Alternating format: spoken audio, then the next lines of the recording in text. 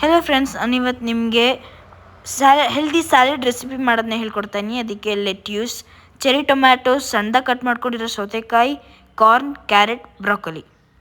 ಒಂದು ಪಾತ್ರೆಗೆ carrot, corn, broccoli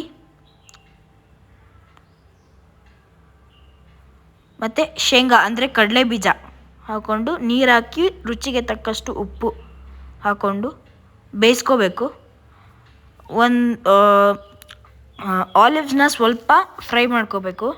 boiled ವೆಜಿಟೇಬಲ್ಸ್ನ ಹಾಕ್ಕೊಂಡು ಅದಕ್ಕೆ ಲೆಟ್ಯೂಸ್ನ ಹಾಕೋಬೇಕು. ಆಮೇಲೆ ಅದಕ್ಕೆ ಚೆರಿ ಟೊಮ್ಯಾಟೋಸ್, ಕುಕುಂಬರ್ಸ್ ಹಾಕ್ಕೊಂಡು ರುಚಿಗೆ ತಕ್ಕಷ್ಟು ಉಪ್ಪು ಸ್ವಲ್ಪ ಹಾಕ್ಕೊಂಡು ಪೆಪ್ಪರ್ ಪೌಡರ್ ಮತ್ತು ಆರಿಗ್ಯಾನೋ ಸೀಸನಿಂಗ್ ಹಾಕೋಬೇಕು. ಹಾಕ್ಕೊಂಡು ಚೆನ್ನಾಗಿ ಮಿಕ್ಸ್ ಮಾಡ್ಕೋಬೇಕು.